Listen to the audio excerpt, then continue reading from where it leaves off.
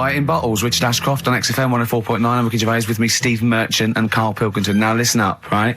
It's the Sony Awards this Thursday. Now, for those who don't know, the Sony Awards are like the Oscars for radio presenters and producers and everything, right? So, and as you know, me and Steve, we love to win. We want to win this one. This is the last time the panel will be listening, so I want a good, clean, tight show, okay. Right? So no swearing, joking aside, no swearing, nothing controversial and nothing in bad taste, all right? Good luck out there. Aren't we a little bit buggered then? Well, yeah. So, all right, Karl? Yeah, that's all right. It's just when you say things like, make it a good one. Sometimes it sort of puts a bit of pressure on and things slip out that you shouldn't say and stuff like that. Do you know what I mean? Have you ever had that? What, when you can't? It's like, I'll tell you one story, right? I'll tell you a couple, actually. That one's just come to mind right now, right? There was a fella who my dad was going to meet. I don't know if I told you this before, right? But I have told you, when it was a party and everyone was saying, Dave's coming, he looks like Ken Dodd. But don't say anything, have I told you? yeah, go on, what is it again? And everyone's like, right, and my dad's like, I've never met him, I wonder if he does look like Ken Dodd. And everyone's saying, yeah, but don't say anything. Yeah. Because you'll accidentally, say it and... The unbunctious, you might go, you unbunctious to meet you. So the thing is, when this fella turns up, he did look like Ken. My dad couldn't believe it. First thing he said, nice to meet you, Ken. Oh, no. His name's Dave. And that's the sort of thing. There was another one, right, at a station that I worked at in Manchester, right? There was this girl who worked in the newsroom, right, and she had a plastic arm, right? Right. And this presenter, nice bloke, he didn't, he's not out to hurt anyone, went up to her, sat down, was chatting for a bit, touched the arm, said, what lovely skin you've got. What did she say? I think, she's probably used to it, so she wasn't bothered. And then, right, this is brilliant. This is a sort of gaff he made on air, right? And like I say, he's a nice bloke, so he meant nothing by it, right? But he does this competition on the air, gets a caller on, right? And he's talking to the woman saying, thanks for calling in and to play, I don't know, what have I got in my pocket or whatever they used to play on the show, right? And talking to the woman, in the background there's this noise, right? Like that, right? So he's talking, and he goes, have you got a pet parrot? She said, no, it's my Down syndrome kid. Oh, dear. Oh. The thing is, awards don't matter. No, I don't think so. Play record? I don't think so. So we're not out to offend or annoy. Appropriate words there. That's the Smiths and Panic. Don't worry about it, Karl. People know that you haven't got a malicious bone in your body. So they know it's confusion. Don't worry. No, it did happen. So it's I know, yeah. So, what have you been doing this week, Steve? Well, I'll tell you what, at the beginning of the week I was incredibly annoyed by Karl. Why? No, because I remember you had a little discussion with Karl a while back saying that you thought he was lazy at times. Yeah. And, you had various criticisms of his work. Yeah. And I got a call from him. He said, I should have told you, I had a phone call. Someone said that they were trying to get hold of Steve Merchant to offer him some lucrative voiceover work. Now, that is money for old It's money for old rope. That's you're in there for about 20 minutes and it's thousands of pounds. If there are children listening who are still at school, they should definitely, when the careers guy says, what do you want to do? Try and get voiceover work. Just become a voiceover artist. It's money for old rope. Yeah. So I can't believe my luck, because, I love money for old rope. Yeah. And I said, well, what's the information? He said, I don't know. I deleted the message. It was on his answer phone. He deleted the message. I said, right, when did the message come? He said, last week.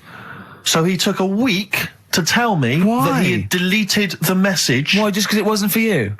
I mean, I don't know how selfish that is, Karl. No, what happened is, right, I got back off holiday. I was at home. Yeah. So I called up my voicemail, right, because I can do that. Yeah. Remote access, right, because I've got to know what's going on at work. Of course. Called in, it was still my day off, I was going through the messages. Yes. Heard one from some company saying, we're after Steve Merchant, we want him to do some voiceover work, right? I can't remember the name of it, but I thought, right, I'll remember to tell Steve. A week later. It doesn't matter, does it? You still got the message, and they What message? Yeah, but voiceovers have to be done in the next couple Well, I of didn't days. get the message. All I got was there was a company, I don't remember the name, and they phoned you. They wanted voiceover. Well, how does that help me? There are hundreds of thousands of media companies. I You was didn't take more- down a number. You didn't take down a name. Nothing. I was more puzzled why they'd want you to voice anything. He's having a go. I don't know why. No, but listen to that voice. You must be annoyed. You must be Do you annoyed. wanna- I mean, talk about rubbing salt into the wound. No, but listen to you. Oh, God. I don't know I don't know how you think. I don't know how your mind works. Well, I was thinking there must be a tractor sale on somewhere. What do I care? No, hang on a minute. Wait a minute. Wait a minute. The I worm don't has care. turned. I don't care if they want me to advertise, the latest designs in pirate fashion wear. I will do a voiceover because it's money for the rope. I don't care what you think of my voice. Someone was interested. They were offering me money. And you decided arbitrarily, they probably wouldn't want it. They probably made a mistake. They wouldn't like the way he talks anyway. I'll delete the message. No, the thing is, right, What if I'd been a girl? I get paid to sit here on a Saturday, Yeah. right? Play CDs and that, help out with the show, get you decent prizes. I think I do me bit, Sure. right? It isn't about running your voiceover work. So hang on. So Carl, let me just get this right. If someone was ever to phone me, right, trying to get in touch with you to offer you work, you'd want me to just ignore the message. That is what you're saying to me. You'd prefer that I deleted the message, I ignored it altogether. That's what you'd want for me to do. That's what you'd want me to do. What, someo's calling you for some Someone's work for phoned me. They say, I can't. I don't know. I'm a friend of a friend. I've got your number, Steve. I love to use Karl Pilkington for an Well, you've never exciting called me, sex so has scene. it happened? Well, Has it happened? I'm saying in the future, if it was to occur, do you want me to just ignore it? Is that what you prefer me to do? Well, it's not like that, though. I did tell you. I told you the message. You didn't. What? You told me a week later with none of the Oh. information I needed. Carl, that doctor called last week. That kidney's ready for that little girl that you were doing that sponsored walk for. I forgot to tell you. Oh, I hope it's still all right. They keep it on ice, don't they? I think they do. Selfish, Carl. So selfish. And you've lost us a son. Beautiful bit of Snoop on XFM, yeah? Kicking it with Ricky old Gervais. school, yeah. Sweet. Steve Merchant and Karl Pilkington. What has happened to Karl? Because Karl, I thought, is this sort of sweet little buffoon, almost childlike in his ways. You know what I mean? Like Charlie Brown after some sort of head injury, and now he's coming back like that, having a go, not caring about voiceover work. It's like, because Heat have written about him a couple of weeks, it's like he thinks he's better than you in some way. I do care, though. You're out of order saying that, right? Because I've sorted you out with tickets for stuff. He doesn't turn up to. Carl, I received a phone call. You deleted the message offering me voiceover work. You're as bad as my agent. I'm appalled by it. And I thought we were friends. At least his agent, when he does it, is losing himself money as well. Yeah, exactly. You've got no comeback. You're still sweet. And to have a go is you've got a mank whine. Right? For a voice. Like a cartoon Gallagher brother on Coronation Street. I mean, and yes, Steve does sound like a Wurzel, but that doesn't, do you know what I mean? No. What about Jethro? Jethro does well. Jethro gets on Des O'Connor anytime he wants. Just has to phone Des up. And he's on there. Straight on and there. he's whining like a Wurzel as well. So, to say that is a rubbish... All right, apart from that then, what else have I done? That's wound you up. Well, that's a good starting point, because you haven't even apologised. No, it's a shock, because that's the first time I've let you down. And I didn't really let you down because I passed on the message. You didn't. Well, we've been through it. You didn't pass on the message. Saying I deleted a message for you is not passing on the message. I mean, I just think what's happened is that you've got a little bit of celebrity now from the show. I mean, I've seen you being recognised in pubs and stuff, or people have come up and they said, "Are you Karl?" Because they've seen Ricky. Now, it just seems to me that you are not keeping yourself grounded. You are just, you cannot deal with fame. You've not got the intelligence to cope with the celebrity, and you're just becoming this kind of ego-driven monster. Now it's getting. It scares me, Karl. You're not the man I remember. Look, a bit nasty. I put a lot of work into this on Saturday. This isn't even my proper job, right? Where were you in the week?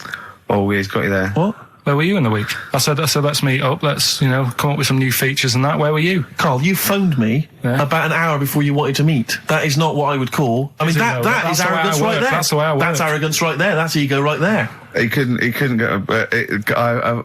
When I came in, he said, "Where's Steve?" I said, "Steve can't make it." I had to tell him why. Steve was staying in to tidy up because his landlady was coming. This he couldn't get over. He could not get over that you couldn't make it because you had to stay with your landlady. He talked about it for about the hour when we were working. What are you talking?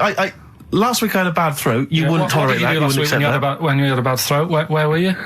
Why couldn't we do any work then? Because you were at home with your mum and your dad. You were on holiday, weren't you? Why didn't you get your mum and your dad to clean the flat? Oh, he's done it again. He's done you again, mate. Play a record. How has he done me? What? They live in Bristol. Yeah, the joke's on you. He couldn't get him to clean the flat. Ah. I don't know who's laughing at who now. Right, listen. Can we just go back to laughing at Carl? Okay. Because I know where we stand there. Okay, all right. Do you Okay. want to, That's the natural order of things. I know, yeah. The world's gone topsy-turvy. He's stepped out of the pecking order. Right, well, someone who I don't let down, right, are the listeners of this show. Do you want to read out the prizes for Rockbusters? We'll get that one in. Oh, Are we not doing Rockbusters again, are we? Yeah. Well, it was a shambles last week. We cancelled it 2 weeks ago. What? It just, I mean, there you are right there, Rick. I mean, both you and I, and let's be honest, we're the guys with our names on the poster. I know, It's yeah. supposed to be your show. And yet- our faces. Exactly, and yet... We have to be on tube stations with people laughing at us. Yeah, well, they're not laughing at me, right? They're saying it Wow. was a good I don't idea. know. They're just- What do you think people think of the poster, Carl? Seriously. No, I don't want to know his opinion. It's just going to be insulting. My point is Just 'cause this, he was Rick. looking at you. My point is this, Rick. We used to be able to decide what the content of this show was. I know. Now it's him. It's just him. He wants to do Rockbusters. He gets to do it. I know. And it's awful, Robert. Like Tourette's Trent D'Arby. Not only is that offensive, it doesn't work as a clue. Saying that, have you come up with anything for this week? What's the prizes? I'll read out the prizes. We've got a brand new XFM, stylish XFM DJ bag. which That is actually quite nice, Yeah, actually. we've got in there a 12-inch from the XFM Remix album. This has got The Cure on there and the Prodigy remixes from them, which is quite handy. We've got a little mouse mat there with the XFM logo on. And here's what everyone's waiting for, the CDs and DVDs. Once again, the X list. This is the compilation that XFM have put out. It's actually very good. Smash Hits, the reunion. Let me see what we got on there. Aha, obviously, Wham, Duran Duran, all your favourite 80s and 90s classics. Another copy of DVD, Steve Coogan's Run DVD. What else is this here? Low Fidelity All Stars. Blah, blah, blah. There's Voodoo House and Ghost Funk on there, Rick. I'm sure that'd be right up your street. And also on DVD, Man Is that Child. with or without Wrecked Train? So yeah, not a bad little selection there, Carl. Yeah, you've done well there. You've done well. So go on and do the clues then. Let's do Rockbusters now. Well, I'll bung a song on. And wow, yeah. I love the fact that he was taking the piss out of your voice. I'll bung a song on. Hey, it's Tripe and Cowheels tonight. Now as griddling as gravy. To be honest, Carl, let's be honest. If Ricky Gervais can get voiceover work, Do you know what I there's mean? got to be a place for me. Where do you think the place for him is? Well, look, right, you were talking about your face on the poster. It's not all bad, because I read something last night that can help you out. Right? And it's amazing. So we're talking about that. Play a record, Carl. Warren Zevon ain't that pretty at all on XFM. 104.9. I'm Ricky Gervais with me, Steve Merchant and Karl Pilkington. Right, Carl, calm now. The Sonys, they're listening. We've got to win this award. We're just bickering. Right, what's this thing that can help Steve out? What are you talking about? No, we'll talk about that in a bit. What are we doing now? We'll do Rockbusters, get that up and running. Yes, sir. Get the email busy. Yeah? Thank you, sir. Yeah, Right. okay. Go on then. Right, so you know how it works. Cryptic clues, initials. Well, as And I you say work every out. week, they're not strictly cryptic. It's more, what am I thinking that starts with these letters? Is Sometimes. craptic a word? Is that a word? Craptic? Because Oh. anyway, Oh, God. So last week, one of them was these people from the East Midlands can't help swearing. Yeah, Tourette's Trent D'Arby. So it's Trent That's D'Arby. the sort of shite we're dealing with to try and get a Sony. Right, so here's the clues and that. First one. and that. What are we after here? The artist? Yeah, The band name or solo artist? it's, I'll tell you in a minute. Okay. Go on. So the first one, the hitchhiker needs a lift, but in something bigger than a car. Go on, what's the initials? VH, right? The hitchhiker needs a lift, but in something bigger than a car. Yeah. Right? Second one, don't be selfish, hand some of it out to your mates. Right. The initial there is C. Right? Yeah. Don't be selfish, hand some of it out to your mates. And the Sure, third that's one, not what is Carl. He's selfish.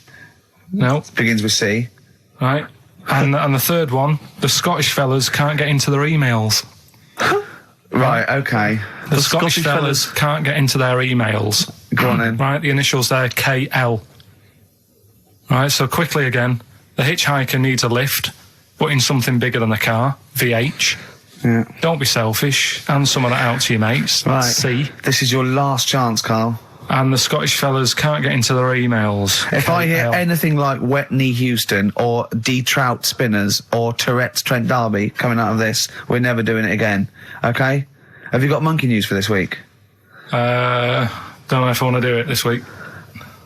So, just because breakfast do it and that, and just leave it maybe this week. See what happens. See if we need it. We'll see. Sometimes I don't know.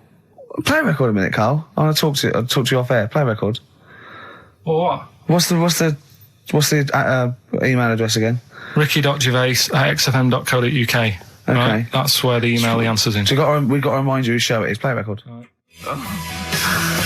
Scott My Head, Ivan Dando on XFM 104.9. I'm Ricky Gervais, and with me, arguing like nutters, are Steve Merchant and Karl Pilkington. Okay, all right, calm down. Right,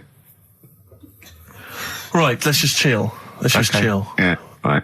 What did you do last night, Rick? I watched I'm a Celebrity, Get Me Out of Here. I tried last week. I knew Tufnell was going to come through. I knew he was. I went to put a bet on, and it was 11-4. And I thought, that's not worth it. I could put on 400 quid, and I reckon I'd have won 1100 because I reckon he's going to win. Yeah.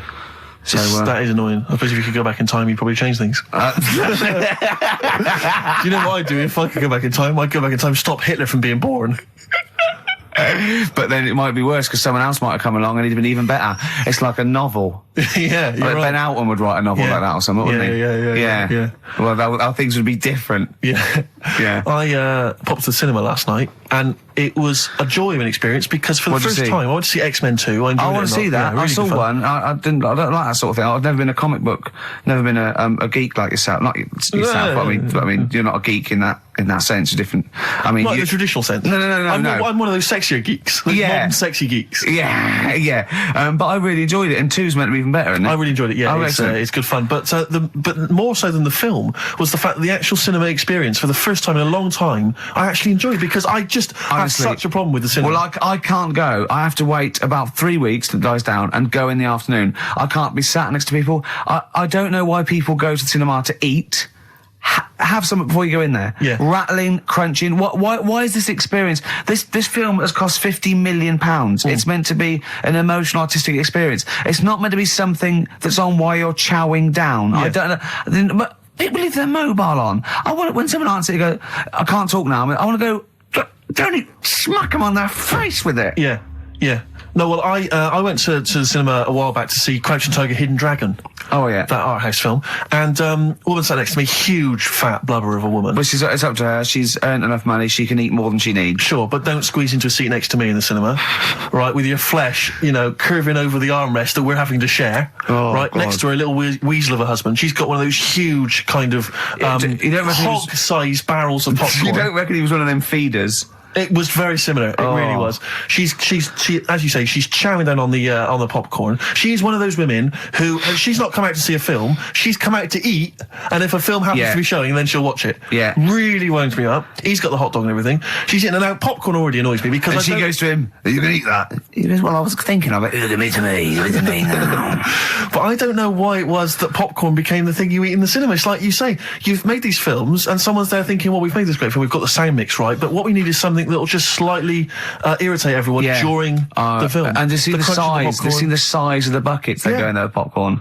But And why it's- not serve soup or something? Or Oh, the yogurt? slurping would drive me mad. But And something the where it's not spoon gonna make touching the the noise. bottom of the thing would drive me mad. Don't serve anything.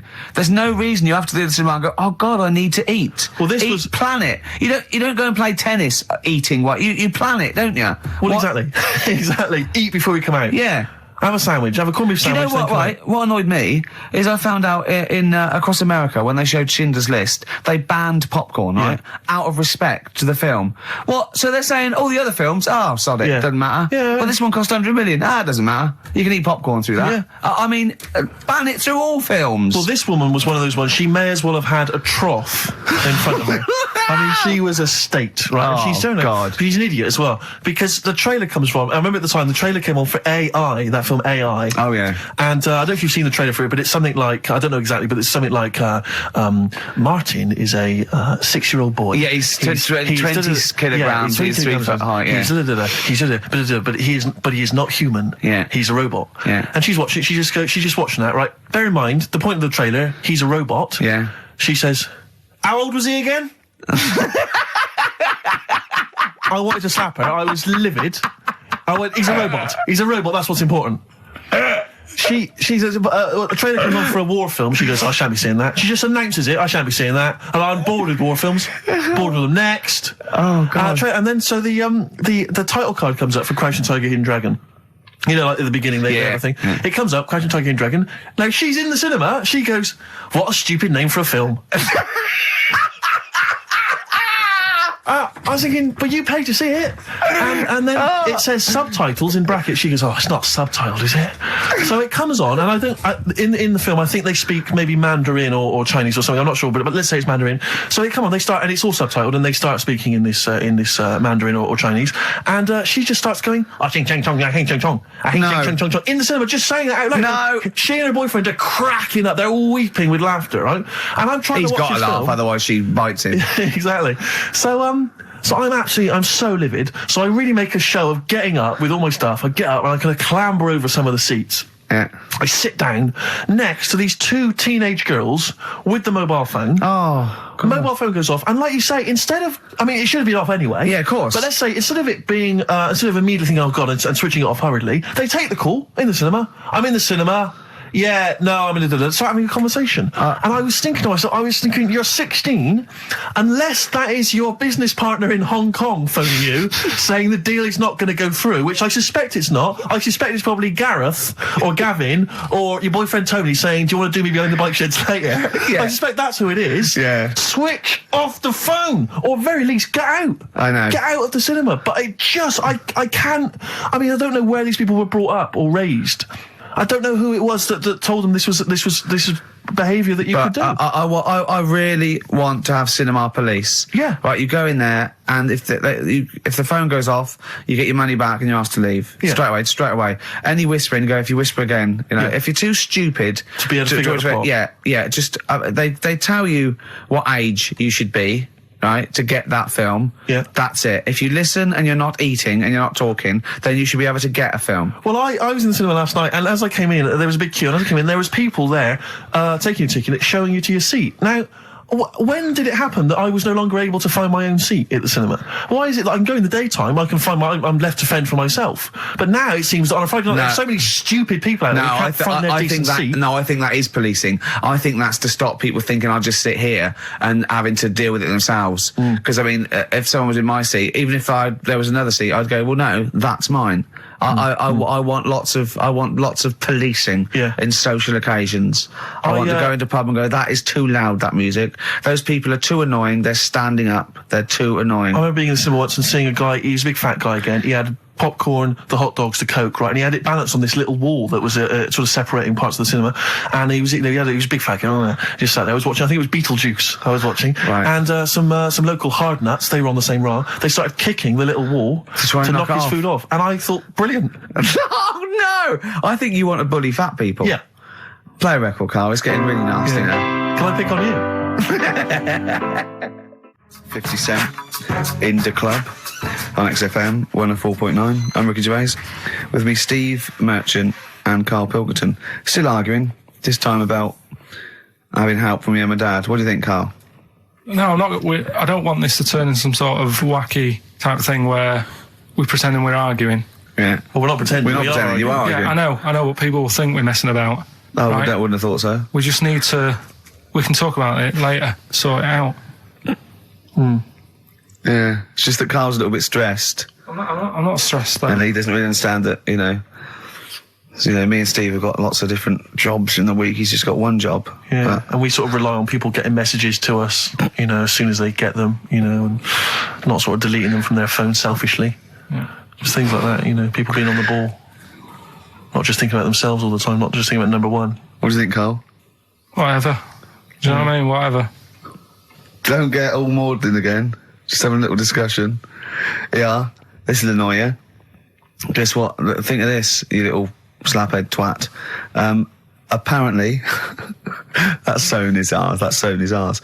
Right, apparently, women can get bald treatment on the National Health Service, but men can't. What do you think of that? Do you think that's fair? Is that a fact? It's a fact. We should point out that Karl is, would you say balding? Yeah. Would that be fair? Well, either that or a wide parting. Yeah. He looks like Charlie Brown. He's got the same sort of hair arrangement as Charlie Brown. Yeah, he's I don't think Charlie was balding though. He was only about 10. Well, no, but he just had like a couple of things on top, and his hairdo. Carl's had a hairdo that keeps It's not a hairdo. No. What is it then? What is it? It just happened, I've told you. Noel was in, right, once. Noel who? Gallagher. Oh, yeah. Right. Oh, right, you're on first name terms. Right. And From the hood, isn't he? and whoever was doing the interview said, well, you know, what will Liam be able to keep up that sort of hard attitude, right? Say when he gets older and he goes bald, and you know, could he still carry off the sort of attitude that he's got? And he was like, no, he'd never have that style. You couldn't have that style that lad's got in there. And pointed at me. Yeah. I said, it's not a style. I said, I didn't go to the barbers and say, can you just like shave the top bit, leave the sides? Yeah. Can you remember that flyer tuck? That's the way it is. Yeah. Right, and you were just saying to me, what would you do if you went back in time? I'd probably use a better shampoo. I wish we could tape the conversations we have off air. Yeah. Because, I mean, they are ridiculous. What would you do if you go back in time? And the other stuff we were just talking about is obviously can't talk about. Can I just ask though? Sorry, when did you start to notice it was disappearing? I mean, at what age did it kick in? I worked a lot. You see, you'll be safe. Do you know what I mean? Your hair will stay there. But it's when I used to do a lot of hours working. And Yeah, you were stressed and things. Yeah. stressed out, and it just went. Well, I'm beginning to understand what stress is like, you know, because I'm not getting messages and stuff like that. But yeah. But probably about, I don't know, 24. That's unlucky, isn't it? Something like that. And did you panic, or were you just Not bothered. Not bothered. He's not bothered. He wouldn't be bothered. I'm not bothered. But I don't think for someone who doesn't care about going bald or war or SARS or anything, you don't have to get stressed on a Saturday between 1 and 3. To be fair, you are worse than all those things. SARS has got nothing on you when you're in the right mood. But why is it all right for women then to, you know, have a wig? But I couldn't have one if I wanted one. Well, there's not a wig. They get bald treatment. They actually can get their hair replaced on the National Health, which might be anything, I suppose. Which might be wigs, which might be transplants. I mean, the only cure for baldness is a transplant, which they literally take follicles. They can get down to individual follicles now from the back of your neck, and you know it takes a long time. And you know, but Well, people will know anyway, won't they? I don't know when it starts though. I don't know when it starts. Like now, if you started wearing a wig, people go, "Were you wearing a wig because you were bald yesterday?" Yeah. You can't start thinking, right, I'm going to go bald in a year. I'll start wearing a wig now. That's the thing to do, isn't it? It is really, if you're that bothered. But I wasn't. I just thought, right, it's losing it a bit. Shave the lot off. But did you know you had that round head underneath it? Did you know it was going to be that funny though? You presumably worn a wig, wouldn't you, if you'd have known? Because I've never seen a head that round. I think at the barber, when they did it, right, the woman said, you can pull that off. You've got a good shaped head for having it shaved. She said, that's a good head. Yeah, she looks like a tennis ball. You look like a tennis ball when you haven't shaved. She said, if you can pull it off, she said that's like a good thing to see if someone's good looking. If they can have a bald head, it's like Sinead O'Connor, yeah, right? She can pull it off. There's those sort of things. Do you know what I mean? Telly Savalas. No, but that's like one of the things. If you look good with a bald head, that means you're pretty good looking. Yeah. And if you can wear a bicycle helmet and look good, that's another thing that, like, you must be pretty good looking to pull that off. But who have you seen in the bicycle helmet that you think's good? Who have you seen in the bicycle helmet and thought, oh god, they must be good looking, they're good in the bicycle helmet? Well, Everyone that's what I'm saying. Who? No one looks good, do they? Really? It's not the So what would you say? Brad Pitt would look good in the bicycle helmet? I don't know. I'd have to see. But I'm just saying that's like one of the two things, really. That's. And what blokes do you think look good bald? Who do you think would look good bald? Don't know. Give me some names and I'll tell you whether they'd be all right if they're bald. George Clooney. No, I don't think he does. I don't think he would do. Who else? Well, this could run and run. Al Pacino. Yeah, he could probably pull it off. He'd probably look all right. Do you think he looks alright with hair then? Yeah. Oh. Well done, Rick. Sony Award-winning stuff. Play a record. And there's a guy going, oh, he's stressed. Wild Wild Horses by the Rolling Stones on XFM 104.9. I'm Ricky Gervais with me, Steve Merchant and Karl Pilkington, little bald-heady Karl Pilkington. You quite like being bald, don't you?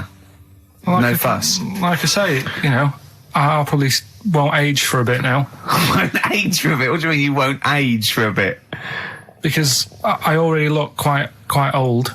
I don't think so. Not with a hat on, you look really young. Yeah. Oh, I'm just saying. So I won't change that much. It's like that. I don't think there's anything wrong with it. I actually don't think, as long as you shave it straight back, I can't have you on that. Nothing wrong with it.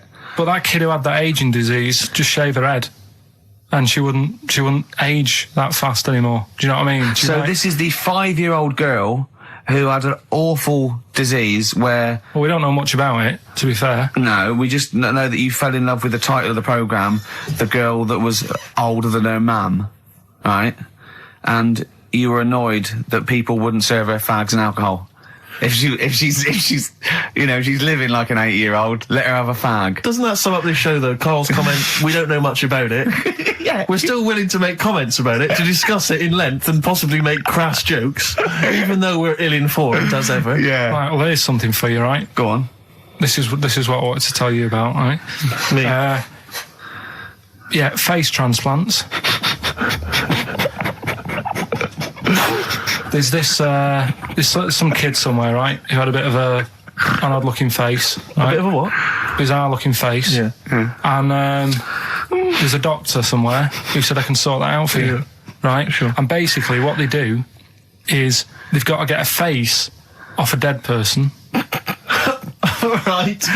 Sorry. Just in this documentary you saw, did this documentary feature, say, John Travolta and Nicolas Cage? Was it that documentary you saw? All right, listen, you see. Go on. So okay, no, so you can't get a face of a dead person. Yeah, go on. No, sorry to dismiss the idea of face transplants out Yeah. of hand. But go on. So yeah, it's got to be a face of a dead body that isn't older than like 4 hours old, Right. 4 hours dead, whatever. They can take it off, fit it on the new face. It makes sense. But it's not just your face that you lose it, but it's the muscle tissue and bones, isn't it? When it's like disfigured, it could be through fire or whatever, or disease or whatever. So they can't just literally plonk a face on. They have to do something else, don't they? You're asking Carl like he's going to know. I forgot. Then he looked at. Was that in Russian? Yeah. I wish we could get him on telly just to show the look on his face when I said that. Yeah, it was brilliant, wasn't it? It was. You know when you go to a cat. Hey, we want some food then, and he just looks at you and he goes. It's almost like he can understand what we're saying. Go on. It's like if you had been caught holding a mallet over a dead body by the police. What I'm saying is, it would sort of work. Yeah, if you peeled your face off and put my face on it, oh my God, why don't you and Steve, for an experiment, swap faces? And the great thing is, I wouldn't age. Yeah. Would you do that if it was safe? I think I'm getting the rough deal here, though. To be honest. Yeah. Well, no, you get some money back. It'd be part exchange. I mean, it would, it's like you'd make up the difference just to wear your brilliant face for a week. But the doctor was saying how it's not complicated. He said the worst thing is something about the people who were related to the dead person. It's a bit weird for them still seeing the face of someone they know walking about when they're dead. Yeah, I can see that would be odd, yeah. I love you, Carl. You are brilliant. Honestly, you're never a dull moment. It doesn't matter whether you're talking or I'm squeezing your head. I'm never bored. I never go, oh, that's enough, Carl. Do you know what I mean? I got battling tops, I got bored. It's like computer games. You think it's the best game in the world, and someone goes, how are you getting on with Tomb Raider? You go, oh, I don't play it anymore. I go, how's Carl? I go, he's brilliant. He's brilliant. I was squeezed it yesterday. I was squeaking in his face. I got him down to the ground. He said this. He said that. I'm never bored with you. Do you know what I mean? It's brilliant. I'd like to rent you out to people. See me, I'm different. I would happily leave him now in the bottom of the cupboard.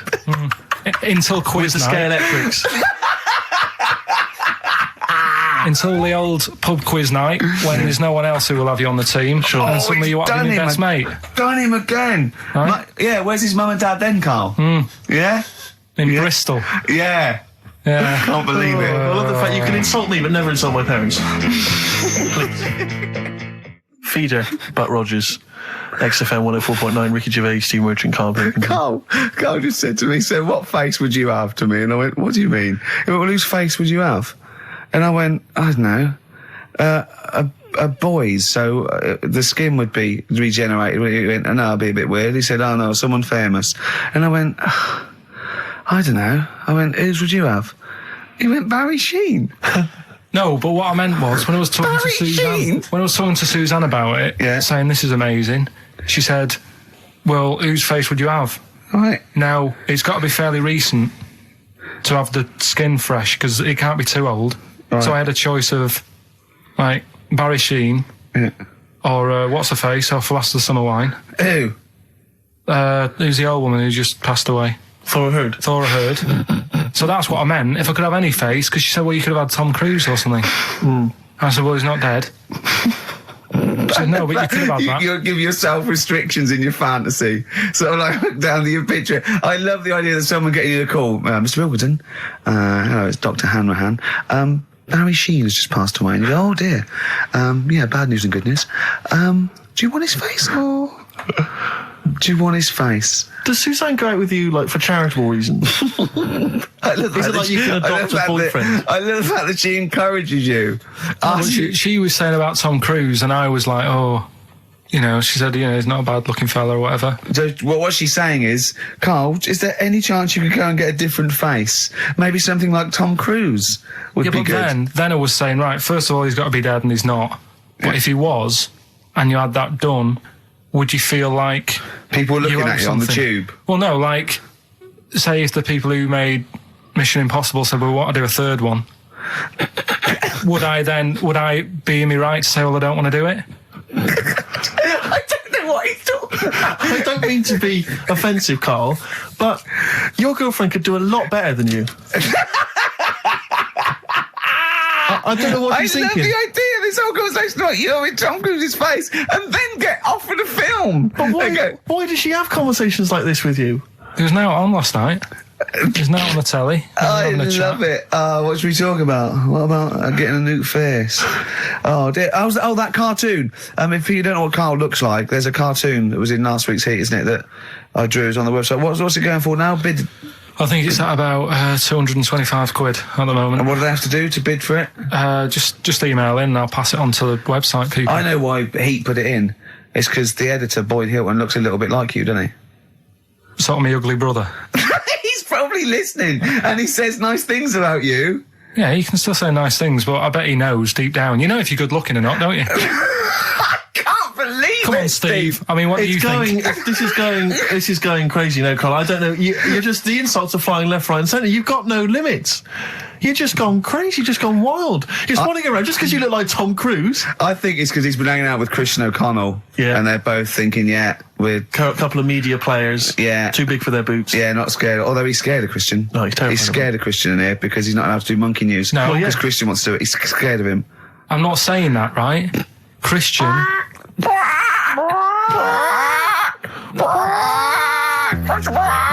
do monkey news, but Christian wants to do some monkey news. I'm not allowed. Once around the block, badly drawn boy. I like him. He's funny as well. You know what? I think he looks like if me and you were put in a blender, Carl. Do you know what I mean? He's got my sort of shape. He's got your sort of accent and. I think when you put in a blender, does that would a voice sort of mix? The times I thought of putting the two of you in a blender. Do you remember I told you that thing about the sponges, didn't I? Yeah. Yeah, that freaked him out. You know, if you get two sponges and you dye one red and one blue, and you liquidize them, we pour them into a tank of water. After a couple of hours, there's a blue sponge and a red sponge because their cells know, and they reform. And do you know what he said? He went, how'd you kill a sponge then? Yeah, of course. Oh, what a great thing to say. Oh, my back's killing me because I went, you know, I did my back in last week and I had to get a chiropractor out and I couldn't walk. Well, as soon as I could walk, I mean, I came in here on my day off and did when you were in Bristol with your mum and dad looking after you. And then I went to Selfridges Sunday and... Well, you got a bit of money now, why not? Yeah. And I went into the sports department and there's a golf simulator there, £38,000, and it's just like a shed. And I was looking at it like a kid in a sweet shop, and the two blokes that work there, they recognised me and went, "Oh, right, I do." I said, "Yeah, good." And I was just looking at that simulator, it's brilliant, isn't it? He went, "Do you want to have a go?" And I went, "No, I'm crap, I can't do it." I said, and I got a bad back. And I went, "You have a go." And he did it, and a couple of times he went, "Oh, that's not bad." And he went, "Do you want to go?" I went, "Yeah, go on then." and I put it all down, and I really tried my hardest. Of course you did. And it took off, and it was really good shot. And he went, "Good." I went, "Well," I said, "I'm not go." And I was thinking, I've got to hit this one as well. I've got to hit this one too. And I hit it again. I had 3 goes. I hurt my back after the first one. Yeah, but you carried on. And he went, right, I said, "Cheers, thanks very much." And I walked away. And I went to Jane. I went, "I've got to get a cab." She went, "I've done my back." She went, "Well, why did you show off?" I went, "I had to." Of course you did. That sums you up. That just I was in hits the agony. nail I on was the all head. the way back. And I had to lay on the floor and put ice on my back again for about 3 hours. What was the best you thought could happen? That they would just say, "Oh my God, that guy, that's Ricky Gervais. Is there nothing he can't do?" That's exactly what I wanted. Yeah. As I was seeing that, I go, "Cheers." Yeah. As I got about a few yards away, I just slowed down, and Jane go, "What are you waiting for?" I go, "Listen," and it did go, "That man is a god." Yeah. And I go, "Come on, Jane, let's go home." Yeah. You've just all. Have you ever been able to walk through a fairground, past one of those machines, those test your strength machines, and not have a go at it? I don't think I'd be very good at that. I bet you cannot walk past one of those rifle ranges and not have a go. I love rifle but ranges. You've got to be the best, I imagine. Yeah, if someone had just won before me, I go, "It's not worth it, it's fixed." Sure. Yeah. Oh dear. Pathetic. Yeah, so that's why my back's, it's ridiculous, isn't it? But I hate not being able to do stuff. It's like I'm punishing the injury. Yeah. I know if I laid in bed for a week it'd be better, but I go, no, why should I? Yeah. When I was a kid, I used to hit my head on the banister or something, and I used to go and get a hammer and hit the banister. And then I started thinking, when I was about 8, I remember if I'd hurt myself, I'd go, "Ha ha, God, didn't hurt." He's up there thinking, "Oh, bloody hell." How mental is that? Carl, what are you thinking, mate? All right, Rockbusters, that's what I'm thinking. Straight to it. Go on then, who's the winner? Right, I've got to well- do the clues again. Right, the first one was the hitchhiker needs a lift, but in something bigger than a car. Yeah, snappy, go on. VH. Yeah. Right, that was Van Halen, Van Halen, hailing a van. because he wanted something bigger than a car. That's the first one. Yeah. All the Second one. tenses are mixed up, everything. It's just, go on. Second one, don't be selfish. And some of that out to your mates. That was C. That was share. All right. It's all right. Yep. And the third one, the Scottish fellas can't get into their emails. The initials there, KL. They Kenny Loggins. Right. That's the last time we do Blockbusters. That is the last time we do it. No. It is. That's the the last time. Give the prize to someone. Kenny Loggins. I'm going to give that one to Kenny Loggins. Helen Perrott. She has emailed in, and actually, Helen, I need you to email in your address if you would, so we can send you those goodies, DVDs in the bag and stuff. But who would get Kenny Loggins then? If the clue was good, who would get Kenny Loggins? What did he do? Footloose. Yeah. That famous But I have film to say about though, Rick- where dancing was banned. Yeah. In that nebulous... Yeah. That's an extraordinary film. I saw it once in America. Like you say, Kevin Bacon in a town where dancing has been banned. I was watching it. It was like if aliens had been watching Earth, but only monitoring us through our TV and films, Yeah. and then tried to make a film about humans. That's the film they'd end up with. What do you think? What do they think of Queen the musical? Because they're, of course, rock and roll's banned, isn't it? In the future. I'm not looking forward to the future, Rick, where feelings and emotions are going to be banned. I can't believe it. Where's our hoverboards? Yeah. So yeah, well done to Helen Perry. Is that the last time we do Rockbusters? No, Yeah. do it again. Yeah, next week. after the break, Monkey News. No, we'll play. We'll do a break. Don't know about Monkey News. Got some other stuff as well. We'll do Monkey News after the break. XFM. Radiohead, they're there. Like everything they ever do, that's grown on me more and more. That is brilliant. XFM 104.9, Ricky Gervais, Steve Merchant, Karl Pilkington. Well, you know what it's time for, don't you? Oh, chimpanzee that Monkey News. It always gets me, that jingle. It's a joy. What's Yeah. more, please? Well, Carl, do you reckon you could sort out, do other people have real jingles with their name on it and don't have to say who's in the room, what's happening, and do their own jingles? Well, Christian's got one for it. For Monkey News that he does. Why is Christian doing Monkey News? I don't understand this. Because he did it ages ago. So you ripped it off of No, Christian? I haven't ripped it off. I said to him, there's enough Monkey News to go round. Right? But hold on, though, I don't want cast-offs. I thought this was your idea. Let's not do it. But what's but new? wait, Come on, wait. what's new? What? There's Monkey News out there. I mean, if he wants to have a meeting in the week and say, well, this is the news I've got, the way I see it is, he can do it in the week. He's doing like the news at 10 type Monkey News. We're on a Saturday. We're like the, Jeremy Paxman Monkey News night.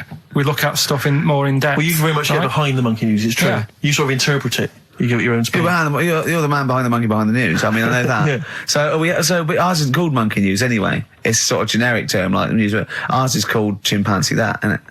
Yeah, but he's seen a bit of Monkey News in it.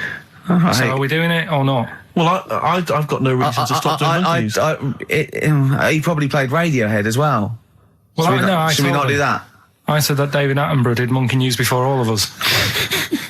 Do you know what I mean? But I personally don't listen to Christian because I don't get up that early. So, I'm missing out on a lot of Monkey News. I'm not I'm dissing saying it. I'm saying I don't listen to it because I don't get up that early. Right, I'm not right. saying it's a bad show. My point is this: there's a lot of people I imagine who don't listen to Monkey News in the week. Perhaps they miss it or they're busy. It's nice to have a little kind of omnibus Monkey News at the weekend with Karl Pilkington. So that's what this is. So we're doing it then. Let's play the jingle. Oh, Chimpanzee That Monkey News night. Excellent. Good. So we'll sort of get some monkey experts on maybe next week to dissect it. Right. You ready? Yeah. Right. There's this monkey. Right? Oh, yeah. It's called Jack. Right. I got pally with this bloke who worked in a railway station. How? Pen pals? I don't know. I didn't say all that. I'm Internet, just probably telling internet. you. I'm not Chat shortening rooms it. on the internet. So, anyway, he's helping him out all the time. It's this fella's job, right, to sort of make sure it's safe for the trains to come in, that sort of thing, right? But he's always working on his own, so he's got his mate Jack in with him, right, this little monkey. Yeah. And, they're having a good time. They share lunch together and stuff like that. Anyway, it gets to a point when the fella whose job it is, right, starts getting old, and Jack, the monkey, starts getting more involved. Presumably this is a chimpanzee as opposed to a monkey, you mean? When you say think it's, monkey, it's generic term, you mean chimps usually, don't you? Yeah. Go on then. So, he's clocking the fella doing his job, and he's thinking, I can do this, right, the monkey. I love it. Yeah. He's helping out. He's pulling down the levers and stuff, Yeah. so the train's sort of coming on the right lines. Sure. Yeah. He's clocking it. He sticks his head out of the little window, see the trains coming and that. I hope British Rand are listening. Yeah. Right. In the end, Oh, yeah. the fella whose job it is, he lost a leg for some reason, couldn't work anymore. Lovely. Gave Jack the job. Yes. Right. Okay. The railway company are happy with that. I'm sure they interviewed a number of people, but he was the best monkey for the job. And that's good, isn't it? Well, it's not true. Right. Once again. Well, it's not true. Don't hand Steve a piece of paper that someone put on the internet who is probably a bigger mentalist than you. That's not proof. It's not true. At no point did a railway company give a chimpanzee the job of signalman. It was ages ago. What? Steve, when was it? It was Before trains, 18, probably. Well, it's in the 1880s. Yeah. According to this piece of paper, which is what you've based your monkey news on. Now, of course, I think ITN and a lot of the news channels, they tend to get lots of independent confirmation of their news before they give it out as fact. But you've got an email from someone, so let's assume that's real. It says, for this, Jack was officially put on the railway payroll, earning 2 cents per day and have half a bottle of beer on Saturday. That's what we pay you, isn't it? He doesn't even get the beer. Oh, dear, he's not allowed to drink, are you? Someone emailed in actually and said, Carl, some years ago, did you die? And they took your face and transplanted it onto that of a chimpanzee. It would make a lot of sense. I've never seen you. He always has t-shirts right done up and long sleeve. I bet he's hairy under there. Yeah. I bet you are hairy because you have to shave right up to your eyes. You're one of them, aren't you? And I can see the growth, and it comes out the top there. Are you really hairy underneath? Pretty hairy. Are you really? Well, what's up with that? You're a humanity, aren't you? That's why you're fascinated with them, and why your IQ is sort of about 80. I think you might be. I don't mean there was any. I think it was a genetic sort of throwback. Well, you're pretty hairy. Look at your arms. What? Just look, give me that banana and shut up. Play a record. That's mine. Cheering breaks. Average Man on XFM 104.9. Well, nearly another show over, Carl. You've now got a squeaky chair there. Why don't you sort that out? Have it oiled. What do you do in the week? Do you know what I mean? Can I just nominate a woman that annoyed me today? Go on. On the tube. I got off at Piccadilly Circus. The sign says mind the gap. Big sign saying mind the gap. Voice on the tannoy says mind the gap. Woman steps over the gap, goes, oh, that's dangerous. I was livid. I was just annoyed. I wanted to slap her. There's always one in there every day. So as you walk down the street, I just feel like I want to squat certain people out the way. Swat them out the way. We went into this little restaurant me and Carl. Was it Thursday? And we're sitting down there, and it's busy outside, and we go sit at the back. She went, that's no smoking. I went, yeah, we're not going to smoke. So we sit there right at the back. Right? We get there, and there's two women, right? And I'm sitting there, and they light up a fag. And I go to Carl, there's meant to be no smoking. He went, yeah, so what? I went, well, it's the principle. The rules are there. He goes, rules? You say twat, muff, and shit on air. Never mind rules. I went, well, they've annoyed me now, right? Yeah. So the waitress comes over, and he's put there, goes, oh, God, he puts his head down as well. I said, I don't know why I said it like this. I went, I thought it was just no smoking. Of course. Right? Yeah. She went, it is, yeah. And I went, right, okay, well, they're smoking. She went, oh, well, you'll have to move then. I went, what? She went, do you want to smoke? I said, no, I don't want to smoke. I said, they're smoking over there, right? Try not to. And she went, oh, well, I told you. I said, no, I don't want to smoke. They're smoking. She went, oh, right. And I got to move, didn't I? See, that's what a little snitch. Yeah. But it annoyed me. Do you worry, though, that someone's going to look around and go, it's that Ricky Gervais off the telly? Yeah, well, I can't complain now. So if I go in, I get bad service. I can't complain because I think, oh, look at him. He thinks he can complain. So I have to do it secretly. Yeah. You know what I mean? But, there was, oh, God. Right. People come up to me, they recognise me, and they give a autographs, and I don't mind it at all. I never know what to say, and I'm always, I say, thank you very much, I say, love the show, whatever, I say, of course, and that's great, and they're polite.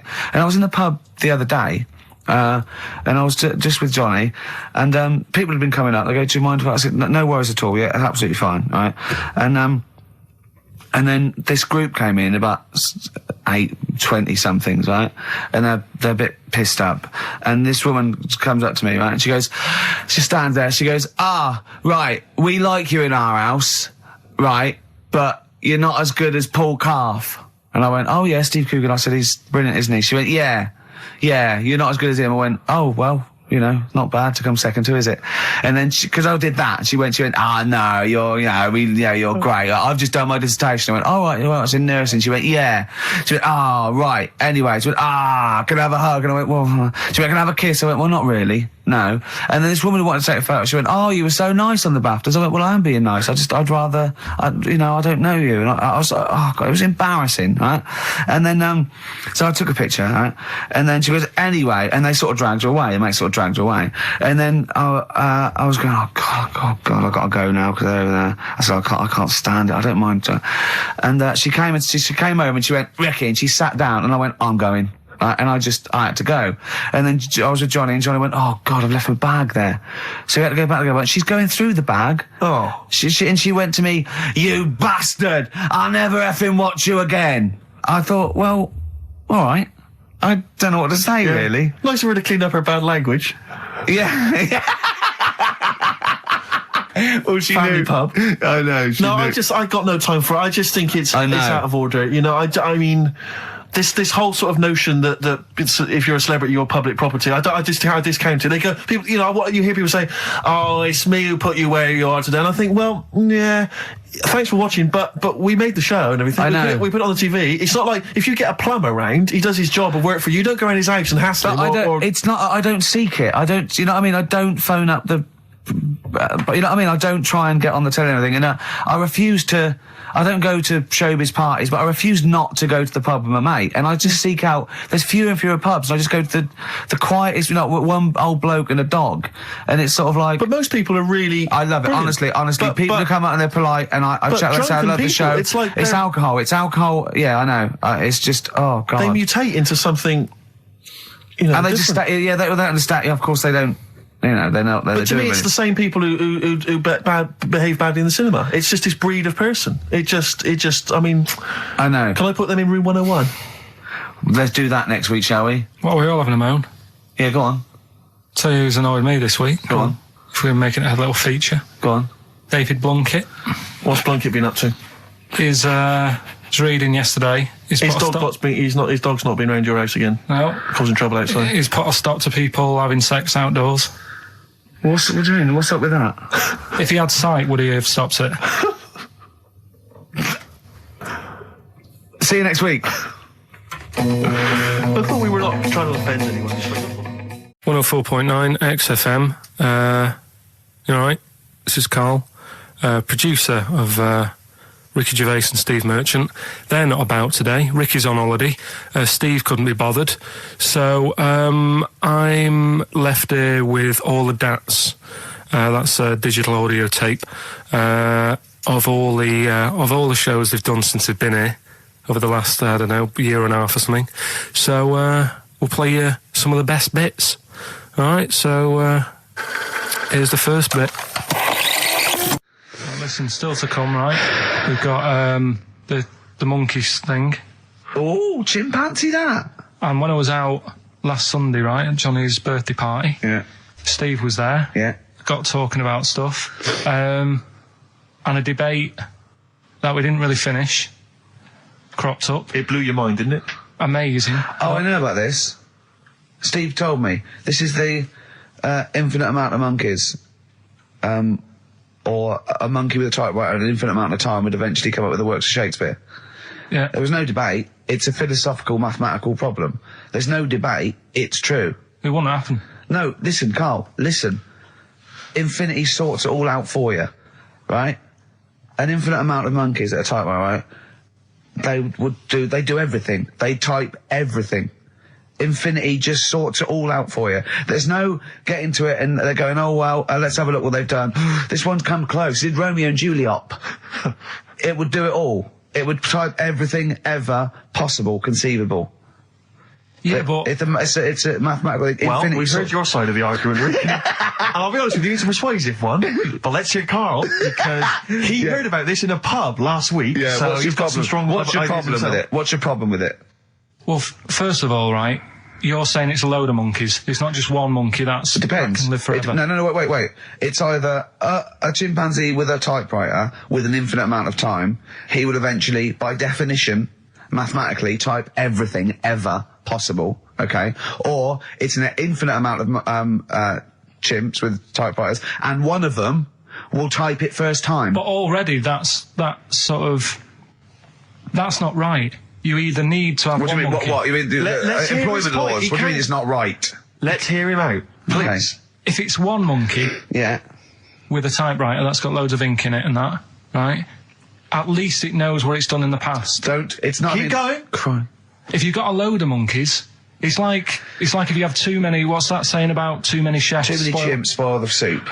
Right. Well, it's the same thing. It's like, well, I didn't tell you to put salt in it. I was going to put salt in it, and it messes it up. Whereas if it's just one, they know what's gone on. So what I'm saying is, just leave him go. I can't be bothered. I want to hear the rest. This blows my mind. He doesn't know what this does to me. It's a mathematical problem. I want to hear the rest. Well, it's just I just don't think it will happen. What do you mean you don't think it'll happen? Infinity works it out for you by definition. Well, what's stopping them typing the same thing again? They would. In fact, the problem should be if you had an infinite amount of time that it would type the works of Shakespeare an infinite amount of times and everything else an infinite amount of times. But, you know, that's not as... But not Shakespeare. Oh! Shut up! You idiot! Rick, do you know what he said to me? I said to him, I explained it to him. I said, God. you've got an infinite number of monkeys, infinite number of typewriters. They will type the complete works of Shakespeare. He said, have they read Shakespeare? You're an idiot! Play a record. said, no, I'm not having this they're not doing conversation. it from I'm not having it. I'm not having it because it really, really winds me up. But you're saying they'll do it with no spelling errors. Well, they do it an infinite amount of times. And they do it wrong an infinite amount of times. And they spell the last full stop wrong an infinite amount of times. And they do it and they get one thing wrong in Hamlet wrong an infinite amount of times. They do everything an infinite amount of times. But are they going off a story that they've... Play a record, Carl, because I'm going to knock you out. I'm just saying, Shut up! do they know the story? Oh, They're monkeys! Oh, Christ. No, Right, but- okay. Right. The Cure, obviously, Yeah. love song. Right, Carl's been taking phone calls for these clues. Right, and so everyone's been saying the same thing for the last one. He's been going, no, and I'm worried, I'm always worried.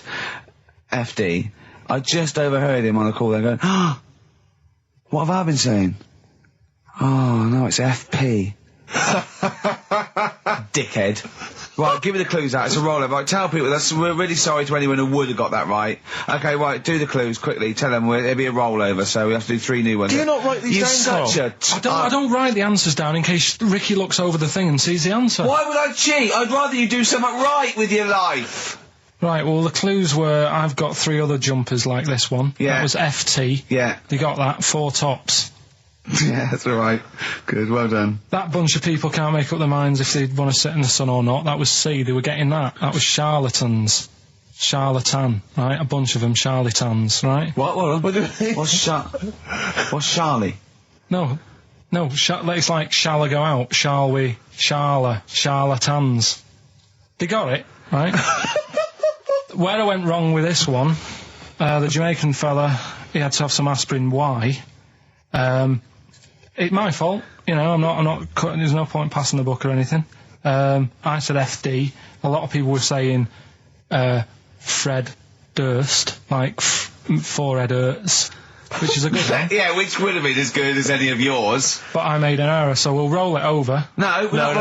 What is the answer? We'll roll the What is the prizes answer? over. Jamaican fella what? Add some aspirin, why do that? What's the thing? FP. FP, it was Frida Payne. Frida Payne. Frida Payne. Frida Payne. Frida Payne. That's awful. Carl, Frida- you've got to write these down next week. No, this is I'm right. sorry, You mate. are. You're the producer. I know, but I've had a busy week, haven't I? Just doing That's stuff not for an the- excuse. That isn't an excuse. Our excuse is we don't care. Yeah. You do put care. the work in and then make a mistake. Yeah. I mean, it's better not to try than try your hardest and be rubbish. Do you see what the point? We don't care.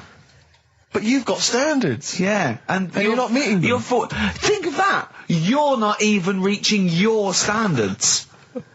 God. Right, well, that's that, I guess. Well, the prizes will be giving those away next week. Bollocks again. Just completely... Song for the ladies to end the show with. It's from Nick Cave's new album, Nocturama. This is a track called He Wants You. Back next week. Remember, Frida Payne. An email from Suzanne talking about your tea that night. Was Suzanne out on Wednesday night? Was the an England game or something? Yeah. So you were alone. You were home alone, were you, Wednesday night? Yeah. Did you enjoy your meal? Was it a quiche? Go on. Right. From Suzanne to Carl. Take the quiche and put it on the baking tray. Cook for 30 minutes on 190. Take lettuce and put on plate.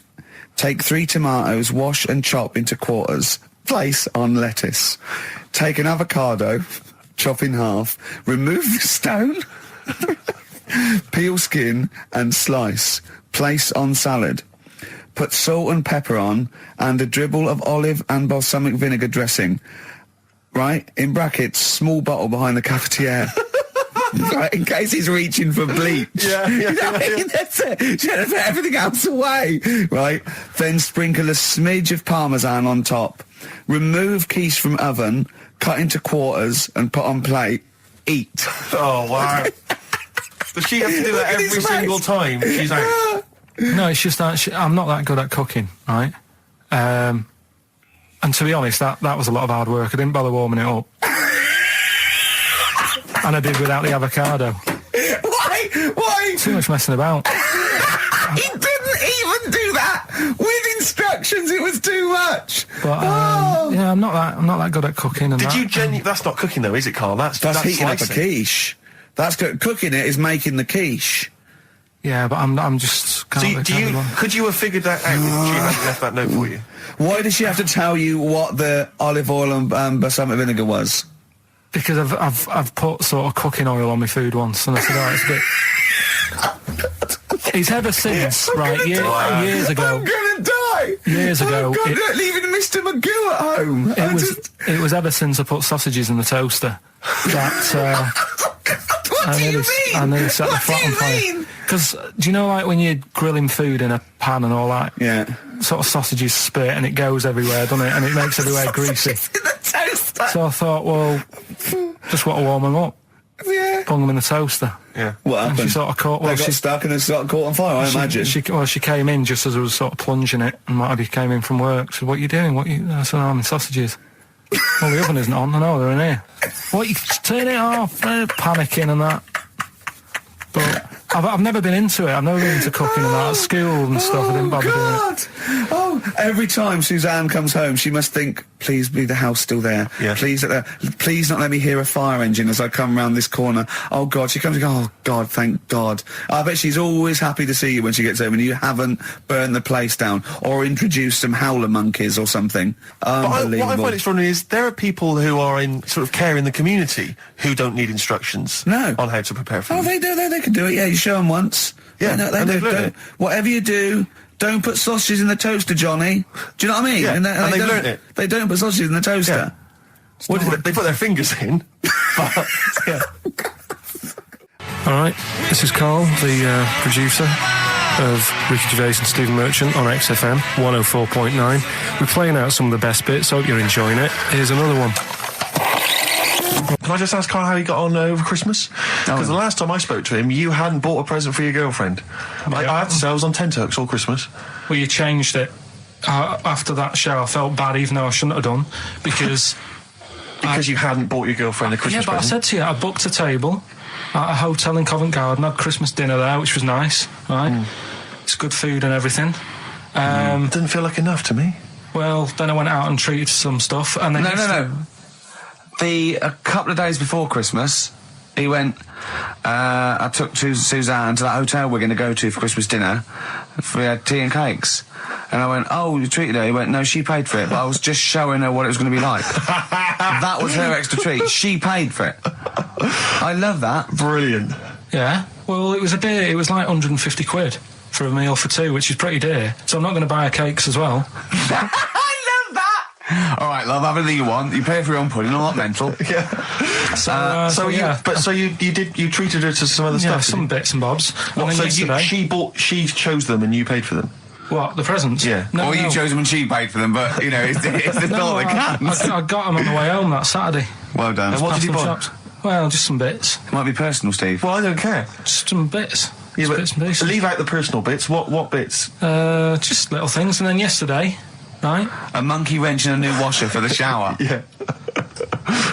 Some recordable CDs that you need for your job.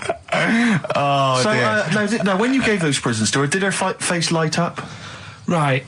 I don't want to tell you what they were, right? But she wasn't that impressed.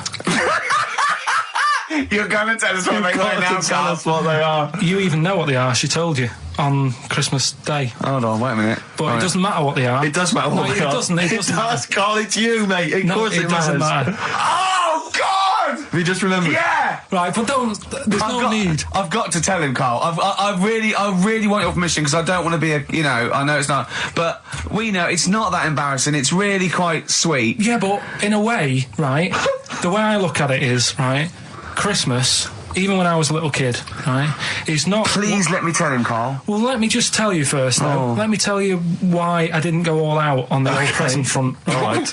Justify yourself. Right? First of all, I've covered it up since then anyway. right, with that present because I bought her some shoes yesterday, and she did say I'll give you the money for them, but when I get home I said it's all right. I said you can have them, right?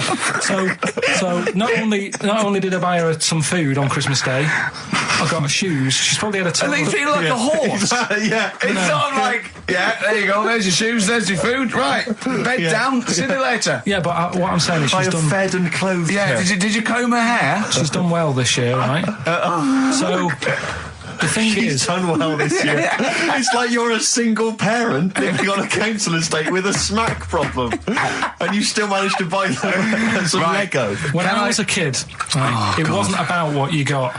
I remember one year when I was about 8, right? Oh, this is going to make me cry, isn't it, this? No, it's not. I'm just saying the way it is, right? I woke up at about 4 in the morning.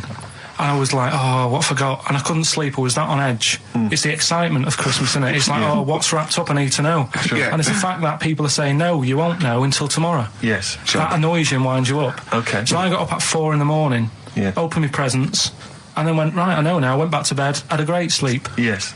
Right? So it's nothing to do with the excitement of what you get. It's the excitement of not knowing what you've got. And then what happened when you got up to go down with the presents? What you're saying to me is that you could wrap up a brick because the thrill of Christmas is in hoping and being excited about what it is, not the actual gift itself. Yeah. Is that what you did? Did you get a brick? No, let me tell you now what he got. He got her a present, right? And she said, she came and said, yeah, he got me. It was an industrial-sized packet of condoms. It was a joke gift. No, it wasn't a joke. gift. It wasn't even a joke. I went home that Saturday after the year, past Boots, thought, might have something in here. They were on, like, some value. Right, you passed the Were makeup. they used? Right, but The anyway, makeup. You passed all the other. Past the makeup, feminine stuff. past the lovely vanity cases, Yeah. the foot spas. Exactly. Yeah, The yeah. bathroom Oh, products. hold on. How much are these, love, for 100? Yeah. $4.99. Yeah. Do I get them reduced if I buy in bulk? So how many did you buy? What was it? I don't know, probably about 100. Right, okay. And is she allowed to use those with anyone? Did you wrap them? Can she just go out and have a wild Well, time you with don't need them? to wrap. They're already wrapped, aren't they? Oh. And then what did she say So, when she opened them? I No, just- wait. Carl, what did she say? Right, play a record and we'll come back to this. Oh, you're worse than my father. That's genius. What do you make of the first genetically modified baby? Oh. Are you worried about this? Do you know what did they do? What? Let me see what it says here. It Well, says, isn't it just choosing the, eye colour? Well, this is the concern, isn't it? That in the future you'll be able to decide whether it's a boy or a girl, how intelligent it is, what it looks like, is it handsome, is it ugly? Obviously, no one will choose an ugly baby, and so on and so on and so on. And so it means that where will it lead? Where will it end, Carl? Are you concerned? I've thought about this a lot. What will us three look like in the future if they're being, genetically modified beautiful people? What will we be like? How will we be considered in society? Yeah. But we've talked about this before, haven't we? About the cloning thing. Yeah. That's a bit weird. Yeah. But I don't think it matters because at the end of the day, right, you might look like some other kid, but it's the way you're brought up that will change your features and the way you are, your personality. If you lie, you get a long nose, don't you? Well, no, but listen, right, because I remember when we, I was growing up on this estate. This is going to be good. Go on. No, it's not. It's just an example of how this doesn't work. Go on. So we don't need to worry, sort of thing. Sure. Right? Okay. So I'm growing up on this estate, and there was this woman about 4 houses down, right, who's a bit rough. All right. Didn't fancy her. Oh God, no. Right, but she had a Why? baby. Well, tell me about her first. I'm interested in this woman. Why was she? It was a very. Was it like being a man in a I mean, dress? I didn't grow up in a posh house or anything. And Sure. I'm not saying that if you live in a bit of a rough house, you're a bad person. What did she look like? But anyone can Tattoos? clean up. Looked And like Tony Green with a fag on. they didn't clean up much, right? Oh. Which, even if you've not got a lot of money, you can still try and make Get the some place look jiff. nice. Yeah. Right? But she didn't. And a kid used to take a horse into the house. Sorry. Whoa, Yeah. Whoa, Neddy. whoa. Whoa, Neddy. What do you mean a kid used to take a horse into the house? Where did he believe get it, a right? horse? Must have nicked it from somewhere. Must have done. You seen a horse in it? No. What, is that from outside the saloon round the corner? Yeah, was it just tied up with a bit of leather? Right? And, Oh, that's great. I'd Did been Big out. Jake come looking for it? I'd been out. Oh. Sorry, let me get this. This was before the lynching stopped or after? Where did he get a horse from? What do you mean he must have nicked it? His mum said, where'd you get that from? I bought it. All right then, but keep it out of the kitchen. I don't want you going Catlin rustling. Where did he get a horse from, Carl? And how long did he have it for? Was he leading it or riding it? Mum, open the door, I can't stop. I can't stop it. Open the patio door as well. Looks like we got us a runaway. What do you mean? I don't know, but the thing is, they couldn't afford to buy one because they're not cheap. So I'm just guessing. Maybe that's wrong of me. But I think... He had a horse? Yeah, right. So that's why the family didn't have any money. They'd spend it on the horse. No, I don't think, that's what I'm saying. I don't think they would have bought it. So anyway... Yeah, it's always to whisper, Carl, in case they're listening. Yeah. And they could be in the room next door. It's not buying it, it's keeping it as well. Oh. So I was like in the car with my dad coming into the avenue, and you used to have to drive down it to turn round. And you know, sort of go back to our house. You had the traditional method of transport. Yeah. And the horse was in the lounge. Reading a paper. Just like walking around. Oh, God! What? And when I was doing I tried to earn myself some money once by flogging little flowers in plastic cups. What? This is genius. It just keeps coming. What do you mean you're trying to flog little flowers? What do you mean? Wait. Let's play a record. Let's play a record and come back to this. This story's going to just unravel and unravel. It's going to go on for hours. Let's play a track, deeper Carl. and deeper. It's like an onion, isn't it? We've created a whole world here where there's a man living with a horse. Just walking around the lounge. I come from the West Country. I've never heard anything like that. I just think of a big sort of like orange carpet and it's got a rediffusion telly and this horse going, I'm fed up in here. Exactly. This is really... I am not taking the rubbish out again. Yeah. Right, play a record. Let's have Velvet Underground. We've got that lined up. Oh, yeah, the classic from the first album. I'm Waiting for the Man. Let's come back to the horse in a second. Little flowers in pots. What do you mean? Probably you're thinking, Rick, isn't it time that we do our usual roundup of what's been happening in the news? Yeah. Which we always do every week. Yeah. We always do something, which is, I mean, basically, if you're listening and you're a new listener, say you work at a newspaper, we always try to be informative, just try and put stuff out there that just educates people, informs people. What are you thinking? Well, I said Monkey News is coming up, but what have you got? No, I was just looking on the net there and just found a couple of quite important news stories, probably worth mentioning. Policeman caught photographing. I don't know why it makes me laugh. It's just the phrasing, I suppose. It's the headline. Policeman caught photographing up woman's skirt. No, he wasn't up there taking a picture of Big Ben. He wasn't going, can I just sit up here? I'm just going to take a picture of that seagull over there. No. He was facing the camera up a woman's skirt. He was indeed. Right. A policeman in Japan is facing disciplinary measures after he was caught photographing up a woman's skirt with a hidden camera while on duty. The 42-year-old sergeant, who's not been named, used a digital camera to secretly snap the shots when the woman was reporting a stolen bicycle. So he was actually doing his proper job. He'd obviously thought to himself, I'll bring him a digital camera today. On the off chance a beautiful woman comes in to report a crime or robbery, I'll have it ready, I'll have it positioned, in such a way. But this is interesting. This is how he got caught. Okay? The woman became suspicious after she saw a flash go off. brilliant. I mean, this Not a secret at all. Sorry, did I just see your shoe? Your shoe just seemed to just spring into life there. It was light. There was light. Yeah, I think I've had someone set fire to some magnesium that was on the end of it. It won't happen again. But it's only you and I in here, and your shoe was just suddenly lit. Why are you standing like that? Why is your shoe just sort of like between my feet? There's no reason. This is how I always stand. What did the bike look like? Flash? So, are you taking pictures of my family? No. And no, I'm not. And you should be wearing knickers anyway. Well, how do you know that? What? How did you know I'm not? How did I know what? I'm not wearing any... I didn't know you. I don't know what you've got up there. Well, I don't know what it looks like, and there's no way I could. Of course, it would be roughly that conversation in Japanese. I know, yeah. All right, XFM 104.9, Ricky Gervais, Steve Merchant, Karl Pilkington, not here. It's the best of. You've been voting in all week, sending your emails. So here's the clips that you wanted. So then I was thinking, imagine like going to the doctors and he's saying, yeah, everything's all right, your heart's good and everything, but... Your art's good? What, your Larry's, or...? Yeah, your heart, you're in good form and whatever, yeah. It's good news, I had Giano in earlier, he's not looking good. Yeah. I had Fat Swaller. But you're all right, but your hands need to come off. Right. Blimey. But... That's bad. Like, I get a second opinion initially. But a better good news, I've got a nice pair of feet I can sort you out with. Yeah. And he puts them on, and then I was thinking, right, first of all, washing up, what would that be like? But Steve! That'd be tricky. Yeah. And then the second thing was, it'd probably ruin the sort of the shape of your jumper. Because you had to keep putting the feet through there.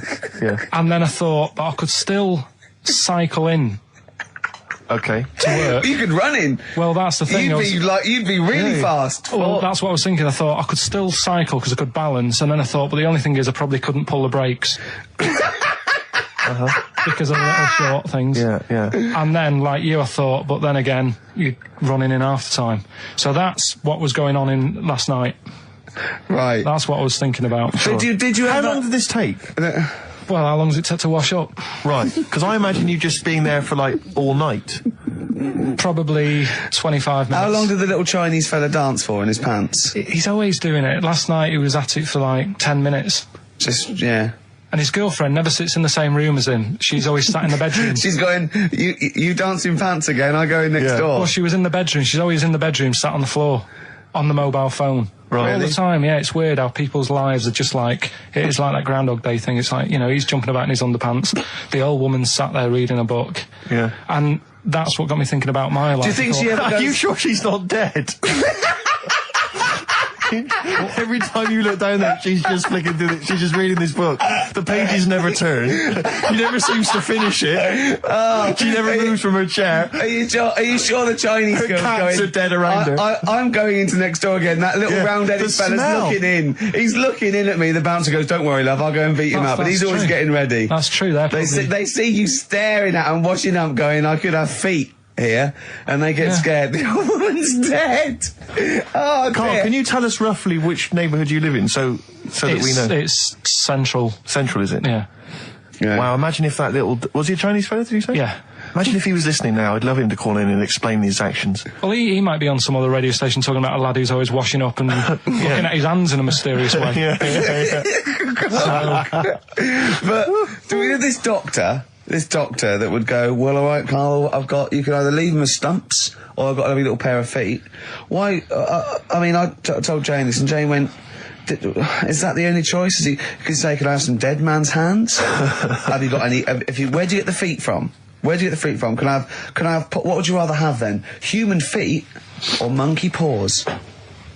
Well, I mean, that wasn't an option last night. That if the doctors said... No, it wasn't an option last night, but don't forget, it's in your head, Carl. This didn't happen. No, but I'm just saying, at the time, that's all the doctor had to offer. But it's your head, you can go anywhere. No, it wasn't a real doctor to offer.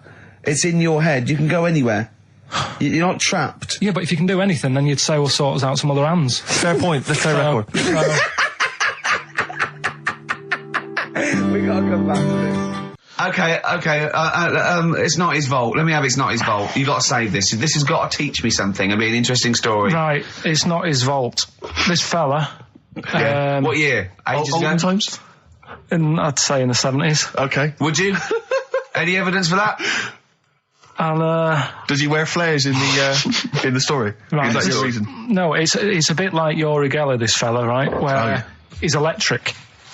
He's electric. And if he walks past the telly would fizz. If he walked past the radio, it all goes like that. Ooh. His hair stuck up all the time. And he'd be having a bath and everything would be all right, and then the power would sort of switch on in his body, and the electric in his body made him jump out of the bath. So... What do you mean, so? What is that so? What does that so mean? You've given us nothing. You've given us nothing. You'd have to at least give us the scientific explanation. Yeah. Electric eels have 400 volts in them. Oh, is this the running away again? What was that one called? Yeah, but It's not his volt. But there's a reason that not his fault. It's not his fault. I thought it was going to be something about keeping it safe. I think we should do these the other way round. I think you not should his tell us fault. the story and then we'll hear the pun. It's not his fault. It's not his fault. Right, let's leave it. Play a tune. Forget it. Educating Ricky. Doing it. We're not doing it. No, we are. This is a bit easier, but I still think it's a good one. So this is, we should explain what this is if you just tuned in. It's one of those stupid lateral thinking problems. That Carl himself has created. Yeah, that was his homework. Right, this one. It's a fella. He has a normal day doing stuff. Nothing wrong with him. Right. And It's the twist in the towel. It's just like Towers the Unexpected. Yeah. Just a normal day, nothing wrong with him. Hold on, though, he's got the legs of a fish. Go on. So, that's why he's been hiding his legs. So Go on. he does his The normal, legs of a fish. Sorry, Carl, carry on. He has his working day and that, Yeah. and then he gets a bit tired. Goes to bed. He puts the light on, leaves it on, goes to bed. Oh, That's crazy.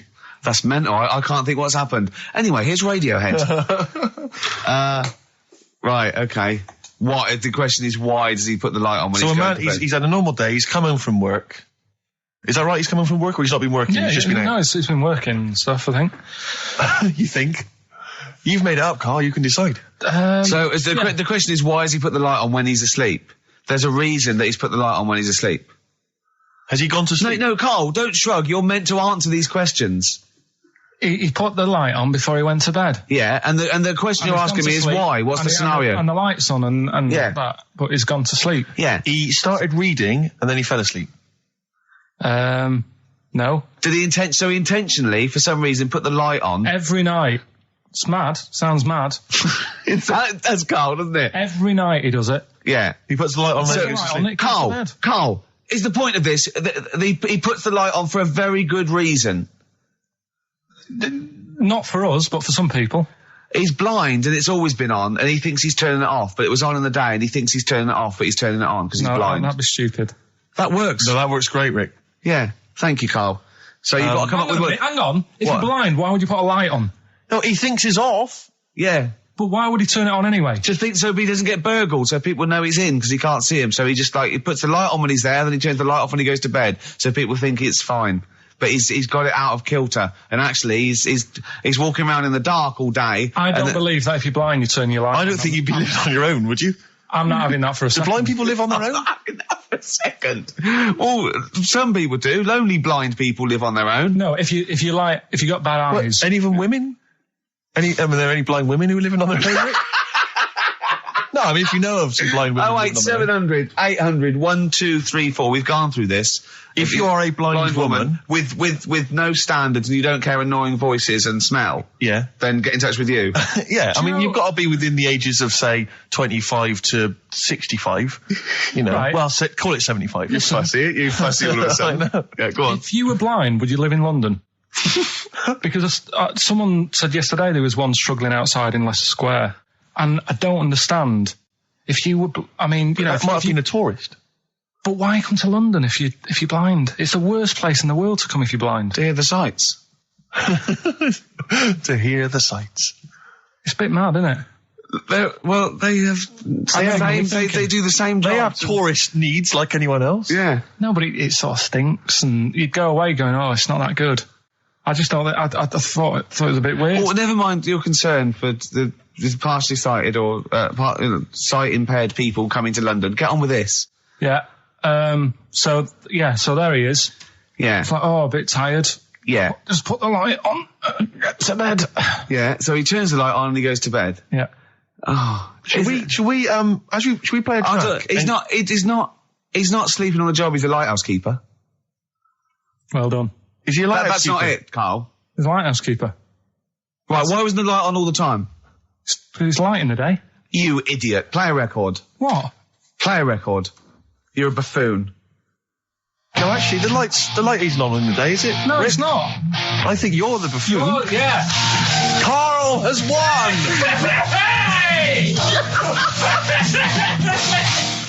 He had some Germans laughing at him on the tube because they recognised him. You don't think of that. Well, What do you think of that? obviously Ricky doesn't travel on the tube anymore. He's too rich for that. I never did. I always thought it was beneath me. Sure, but They I used have to walk everywhere, didn't Yeah. But I'm still forced to take the tube, and I sat on the tube, and it pulled up, and outside the window, just happened to be on the station, was one of the posters with us. So I was kind of there, not realising it was behind me, and these big kind of fat German or maybe Bavarian guys. Well, they're in lederhosen eating sausages. Yes, they were. They're Bavarian. Yeah, they were.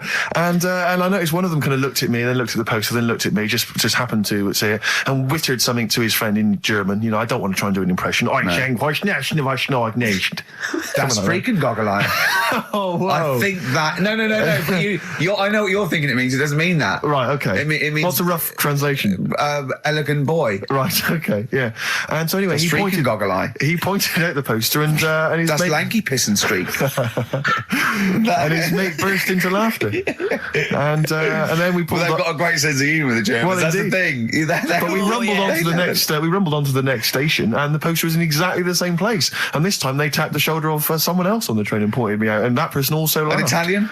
An Italian What it bloke, was. yeah. There was a French. Was there a bloke with a beret, a little moustache on the other Exactly, side? Yeah. Was yeah. it United? Did you get on the United Nations Express?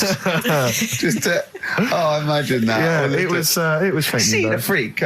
Look at his freaky goggle eye. Right, whereas I love the fact that before you were at least pretending to be speaking German. Now this is an Italian with an accent. It's just a guy speaking perfectly good English. So You've not even disguised the insult there. oh dear. Oh, that'd be lovely. Try and You insult could me in other cod You languages. could bring Europe together if they just, like, instead of Esperanto, that there was just one common language, the language I'll of tell you what freaky would bring goggle us. eye. I'll tell you what would bring the Europe together is you maybe representing England on the Eurovision Song Contest That would be great. with a wouldn't it? self-penned tune. Should I do that? That would be Excellent. magnificent. It's got to be worth thinking Right, about. about just about everyone being the same. Yeah, like just about the people euro being and that. equal. Everyone, not everyone. and also mentioning the euro. Yeah. Yeah, just doing that. I like all different. I like all different cheeses. Oh, je t'aime la musique pop. Yeah. La baby belle. Et le cheddar. I mean, I'm not fluent I'm French. Le Grand Fromage. Yeah. Oh, it'd be lovely, wouldn't it? And they'll all be there, all in their different. Well, different every line could uniforms. be maybe in a different language. Yeah, and what would I wear? I'd wear sort of like a kilt. You'd wear a kilt, but you'd also have on your head one of those kind of big, what are they called? Those big furry hats that beefeaters or whatever wear. Or Yeah, one of them. Is it Yeah. kind of a busby or something? busby, A busby? yeah. Wear one of those, or maybe a kind of policeman's helmet, That'd a be Bobby's good. helmet with the kilt. Yeah, You'd have the I'd clogs. wear the policeman's helmet under the kilt, so they just thought I was really enjoying the show. Yeah. Good idea. Eh? Excellent. I think we talked for about 3 minutes without having to mention some kind of genitalia. You're doing very well, We actually, should boys, celebrate yeah. by playing one of my tunes of the year. Really? What one is it? U2 Electoral Oh, Storm. I know you're a big fan. I know No, you're a good big fan. choice. Well done. Cheers. Darkness growing on me. Love that. Love the darkness. This is the Best Of Show on XFM 104.9. I'm Ricky Gervais, with me Stephen Merchant. Yes. I hope you're enjoying the Best Of. I remember, I think all kids go through a phase of shoplifting. Well. And when I was going through it, I used to just little things, just like magic markers and magazines, Mars bars, that sort of thing. Yeah. And one day, right, that my mate, Anthony, his mum called up my mum and said, I've got to meet up with you. I've got to have a word with you. And she said, what about? She said, I don't want to talk about it over the phone. So she goes, oh, right. Well, yeah, come round tonight then. So anyway, my mum sees me. She don't want to be in an awkward position and, like, be a bit embarrassed and what have you. So she sees me and she goes, right, Anthony's mum's coming round. What have you been doing? Yeah. So I go, oh, God. I said, I've been nicking stuff. So she goes, like, what? So, not big stuff. I've had a few calculators and Mars bars and stuff. How many? I'll just work it out. Hold on. Works out at 7.2 per day. So, How many calculators do you need? so it was when that phase. You failed maths, didn't you? Everyone wanted a calculator. It was like a trendy thing, wasn't it? Right. Oh, yeah. In Manchester a couple of years ago, yeah. So anyway, so I told her all this and I confessed to, like, Computers will make it there one day. I confessed to There's magic in the back of battery. Go on. confessed to nicking all this stuff. She comes round. She only wanted to borrow some money. Brilliant. She said, oh, I don't like asking. I was a bit embarrassed to ask you over the phone, but can I borrow 20 quid? Oh, that's fantastic. And there's me. Bloody, That's great. and it's similar sort of thing to yours. And did you? And he went, hold on, I'm going to work out the interest on that. I bank 10%. She'll owe you £4.40. Yeah. Oh, dear. so your mum was a loan shark. yeah. And did she mention She that went, you'd been nicking stuff with that other? Because what I'm saying is, presumably you got your mate in trouble. No. Right, you didn't. That's great. Anyway, should we have some more music? Because Yeah, we've go been on. waiting for What hours. are you going to play, Carl? We've got the Cooper Temple Clause Oh, lined up. brilliant. And then the other thing is, the one that I was reading, the world record with the fellow who's pulling a train with his teeth. Does that make any difference that he's done it with his teeth? What do you mean? Well, what difference does it make? Well, isn't it? It's quite hard to pull a train with your teeth, I imagine. Well, it's pretty hard to pull a train. All I'm saying is, Is it because he couldn't beat the fella who's pulling it with his hands? Well, so you tweak this it is a bit? my point. I think there was one bloke with the record for the running backwards 100 metres was sort of like 11 and a half seconds. And I was thinking, turn around, you'd probably have a really good go at that. Do you know what I mean? Yeah. It's sort of like doing a marathon with a milk bottle on your head. Take the milk bottle off and see how fast you can go, you twat. But you can just tweak it, like the fella who has done the pegs on the face, right? Yeah. His name's Gary Stretch Turner, right? Right. So you're sort of cheating already if he's got a stretchy head, right? but You are, right, you are one of the most stupid humans I have ever met. well, get me in the book. Yeah. Right? Well, listen. So Gary Stretch Turner, right? His record is 153 pegs. Yeah. He did it again, and he only got 150 on. So he hasn't broke his own record. Right. But what I'm saying is, if he tweaked it a bit more, would that make a new record? What? Well, if he said, I've got 150 pegs on, but at the same time as eating a burger. I see what you mean, yeah. He'd be the Or he said- world record breaker for pegs and eating burgers at the same time. Yeah, just change it a bit. If you know you're not going to make it, just do something else. I'm assuming the rules are set at the beginning, Carl. That's Yeah. it. That's where they say, right, you're just going to do the pegs thing. You're not going to introduce burgers halfway through, are you? Definitely not. And Okay. then they have a go. I was on one leg, not interested. How many pegs? 150. Can I just ask very briefly, I was quite interested by the family had to move because they lived on Butthole Road. Yeah, I quite like that Now, one. I don't know if I've told you before, Rick, where I used to live. I'm not going to tell you the name of the street that I used to live on, not on air, because my parents still live there and I don't want, Right. you know. But I'm going to write it for you now. This is the genuine name of the street I used to live on. Just imagine when you're at school Yeah. and like in class, for instance, in French, you've got to say you've got to answer where you live. Yeah. J'habite, wherever. Yeah. That's the name. This is actually the name of the street we lived on. No, it's I not. swear to God. That is... I absolute right. I could phone my father now and he could confirm that for Well, you. no, I swear because he doesn't want to God. And I tell you that. But listen, do you know what worries me? It's the apostrophe S. I know. Because that's blatant. Yes. Amazing, isn't it? That is incredible. Imagine how embarrassing So that if was. I look that up in the You Bristol... will find that in the Bristol A to Z. I swear to That God. is really... Why have you never told me that before? I can't believe I haven't. That's I'm incredible. still embarrassed now.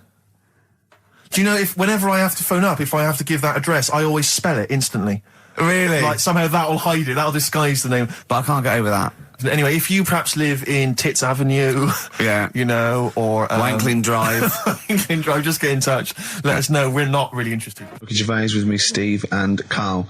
Carl, why have you got a headache?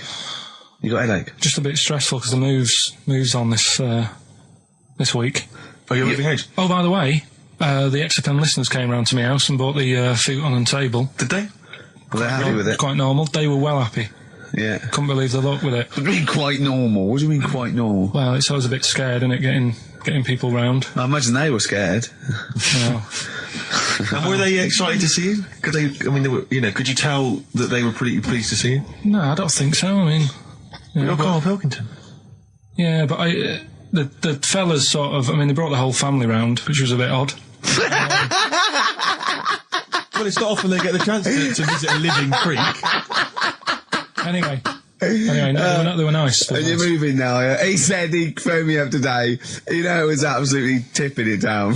Right? He had to cycle in, right? Because he said, because of the move, he doesn't want to leave his bike round there. Right? And he said, and Suzanne, oh, I can't say this in case he's listening, can I? He won't know. He said Suzanne's hired the oldest removal man in London. You should hear him. And the thing is, right, we booked him because everyone else happened to be booked out, but this fella's free, right? So he called up this morning. I've never spoke to him, but he was on the phone. He sounded about 90. Yeah. Carl thinks that he's going to have to do all the work. And the thing is, right, it seems to be All he cheap. wanted some Werther originals. Right, listen, it seemed to be cheap because it's £50 an hour. But how long is it going to take him? Yeah. Oh, that's So, genius. When's the move on then? When's the? Oh, he's coming round. He came round today to bring some empty boxes, and he was struggling with them.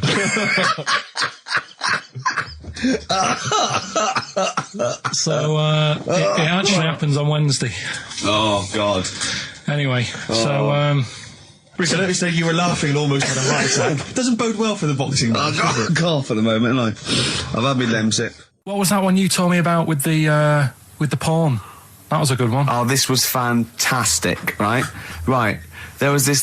Sorry, can I just check now? We're just remembering classic episodes of the Tales of No, the this Inspector, is important. Well, I saw one, right? I saw one on Tales of the Inspector, right? And it was these two gents. What they used to do, they look down the obituaries and they'd blackmail the wife or the son of a dead eminent person, like might be a priest or a doctor, something like that, and they'd go and they'd say, he bought some erotic stuff from us before he died, and he owes 100 guineas and all this sort of stuff, and they'd pay up because it'd be so embarrassing. They just didn't want them, so they'd just pay him, right?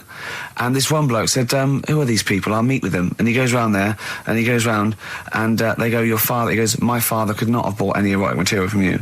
They did it, he goes, he couldn't have, he's blind. Right, and that was the twist. And Carl went, so it was magazines, not videos then.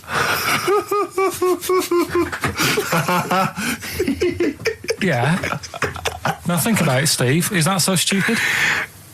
Well, presumably it was set in olden times because people, professional right. pornographers don't tend to call it, erotic material.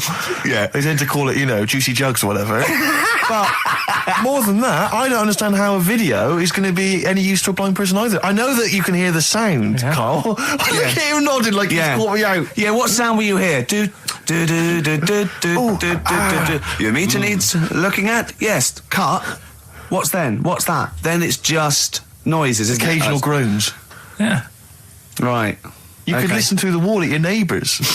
He does. I mean, that's why I save a lot of money. But I thought you were going to point out, Carl, that they could have had a Braille porno. Now, have you thought of that? Look, feel the lumps on that. Exactly. Think about it, Carl. Think about it. You're excited now. Yeah. Your girlfriend's away, Carl. Yeah, the cheese grate is only under the cupboard. No, she's a good-looking lady. Yeah.